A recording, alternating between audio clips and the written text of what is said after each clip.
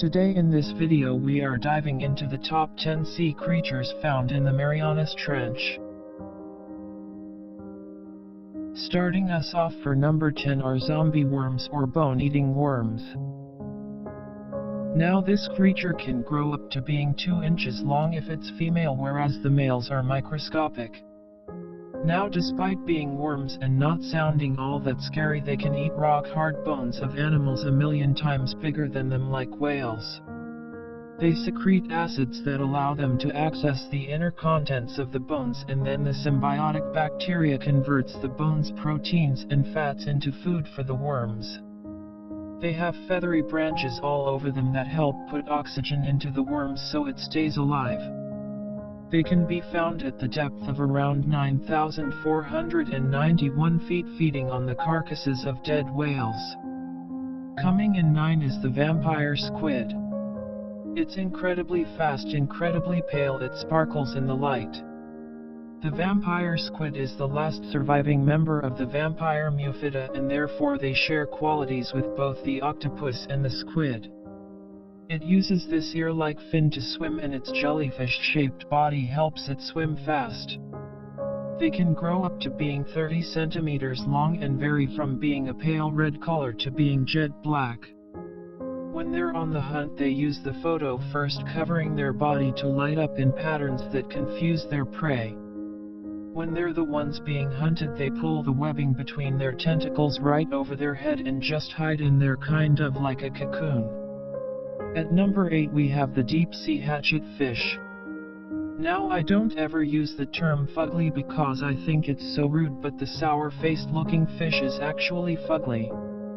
The hatchet fish is quite small. They only go up to 3 to 12 centimeters long, which is actually nothing. As you can imagine, they're quite an easy prey. Despite being disadvantaged by their camouflaging techniques makes them basically invisible to predators. They produce light from their stomach, making them bioluminescent. They control how much light they emit by how much light is in the water at the time. If you reveal your silhouette, then it's game over, so they try and match the light levels in the water so they remain hidden. They can be found anywhere between 50 meters below the surface to 1/500. Filling our number 7 slot is the ping pong tree sponge, aka the Chondra claudia. Honestly, when I first saw a picture of the sponge I thought it was a bunch of balloons on a stick, but I refused to judge the creature by its name or its balloon-like structure, so let's get into it. It's thin and long and has little translucent balls at the end of it which look like ping pong balls, hence the name. However, they're actually dodged with tiny hooks, meaning if any prey gets too close they'll become trapped, and then the sponge will just start using it alive. It is legitimately a flesh-eating sponge that's found 2,700 meters under the surface. Now at number 6 is the dumbbell octopus, scientifically known as the Grumpethes. Now from the name you can probably guess that this creature kinda looks like Disney's Dumbo the elephant. It has floppy ears on the side, deep-set eyes, and 8 short tiny tentacles, and honestly it's quite cute. I wouldn't mind finding that if I was deep underwater. It can be found at least 9,800 meters deep in the trench, and I kinda want to hug it.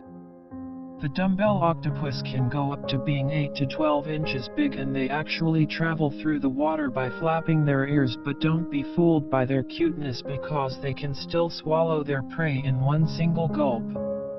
Coming in at number 5 is the throne shark.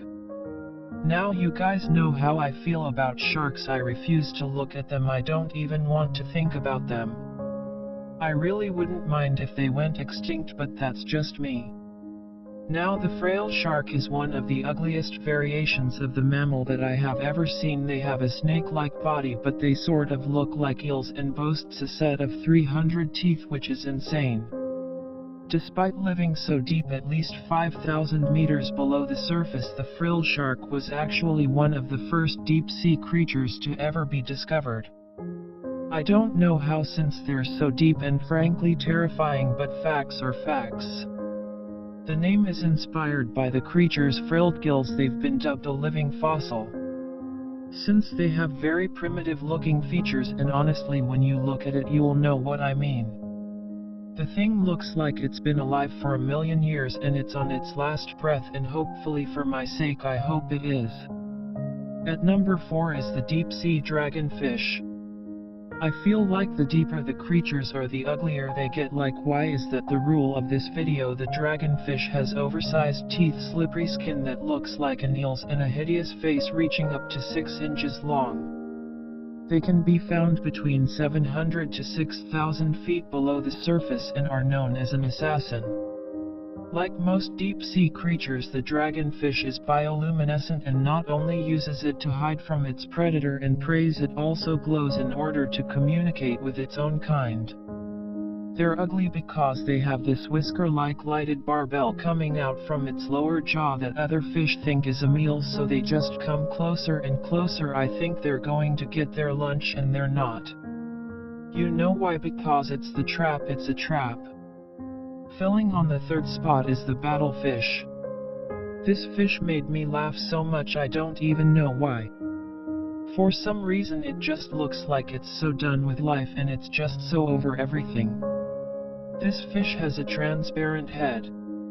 Let's just talk about that. It has 2 bowel-shaped eyes that point upwards, allowing it to see the silhouette of all its prey. They can be found between 400 to 2,500 meters deep. Scientists theorize they have transparent heads so they can get a bit more light inside. Personally, I just think this one is kind of cute. Now number 2 is the telescope octopus, found at depths deeper than 6,500 feet.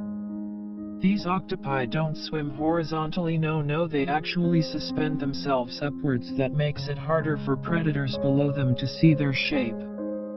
They're almost completely transparent, and the reason they're called the telescope octopus is because they have 2 protruding eyes that not only rotate, they also allow the octopus a much wider peripheral vision. Honestly, they're also kind of cute and small, and their eyes are tiny. They're just very cute little creatures. The octopus that looks like one of those toys you'd get in a McDonald's Happy Meal. Finally, at number 1 is the goblin shark.